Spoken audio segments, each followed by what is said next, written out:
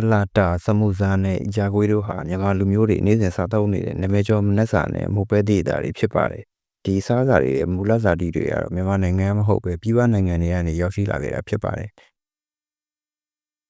သူတို့ရဲ့မြန်မာပြည်ကိုရောက်ရှိလာတဲ့သမိုင်းကြောင်းတွေကတစ်ခုနဲ့တစ်ခုဆက်စပ်မှုရှိသလိုကိုလိုနီခေတ်နဲ့ကုန်သွယ်ရေးလမ်းကြောင်းတွေရဲ့လွှမ်းမိုးမှုကိုလည်းပြသနေပါတယ်။ဗြိတိရှကိုလိုနီခေတ်19ရာစုနောက်ပိုင်းမှာ20ရာစုအစောပိုင်းကာလအတွင်းမှာမြန်မာနိုင်ငံကိုရောက်ရှိလာခဲ့တယ်လို့ယူဆရပါတယ်။ဗြိတိရှအစိုးရဟာအိန္ဒိယနိုင်ငံသားတွေကိုမြန်မာနိုင်ငံမှာလူသမားတွေအဖြစ်အများအပြားခေါ်ယူခဲ့ပါတယ်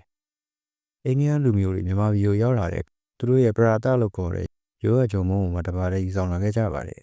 ။မြန်မာအစားယဉ်ကျေးမှုနဲ့ပေါင်းဆက်ပြီးမြန်မာလူမျိုးတွေစားသုံးရရှိတဲ့ပဲရုံနဲ့တွဲဖက်စားသုံးရာကနေပဲပလာတာဆိုပြီးနာမည်တွင်ကျလူသိများလာခဲ့ပါတယ်။စမူဇာရဲ့သမိုင်းကြောင်းဟာလေအာရှသို့မဟုတ်အရှေ့လယ်ပိုင်းဒေသတွေကနေစတင်ခဲ့ပြီးအိန္ဒိယကိုစရောက်ပါတယ်။73ရာစုဝန်းကျင်ဟာအိန္ဒိယတိုင်းငယ်ကိုမွတ်စလင်ကုန်သည်တွေနဲ့စစ်သည်တွေရောက်ရှိလာချိန်မှာစမူဇာလည်းပါလာခဲ့ပါတယ်။မြန်မာနိုင်ငံကိုတော့အိန္ဒိယနဲ့ပါကစ္စတန်လူမျိုးတွေကတဆင့်ရောက်ရှိလာတယ်လို့ယူဆရပါတယ်။ပလာတာနီးတူကိုလိုနီခေတ်ကာလမှာပဲအိန္ဒိယနယ်ဝါးတွေနဲ့တူမြန်မာနိုင်ငံမျိုးကြီးတွေမှာစတင်ပြန့်နှံ့လာခဲ့တာဖြစ်ပါတယ်။မြန်မာယူအစားအစာတွေကအတုပ်ဆောင်တွေထဲမှာလည်းစမူဇာကိုထည့်သွင်းစားသုံးလာကြပါတယ်။ဒီဂျာကွေးဟာတရုတ်နိုင်ငံမူရင်းဖြစ်ပြီးတရုတ်လိုရိုးထောက်လို့ခေါ်ပါတယ်။သူရဲ့သမိုင်းကြောင်းက12ရာစုတောင်ပိုင်းစုံမင်းဆက်ခေတ်ကစားခဲ့တယ်လို့ဆိုကြပါတယ်။မြန်မာနိုင်ငံကိုတော့တရုတ်ကုန်သည်တွေနဲ့ရွှေပြောင်းနေထိုင်သူတွေကတဆင့်ရောက်ရှိလာခဲ့တာဖြစ်ပါတယ်။တရုတ်လူမျိုးတွေကအင်းဝခေတ်ကလေးကမြန်မာနိုင်ငံနဲ့ကုန်သွယ်ရေးဆက်ဆံမှုတွေရှိခဲ့ပြီး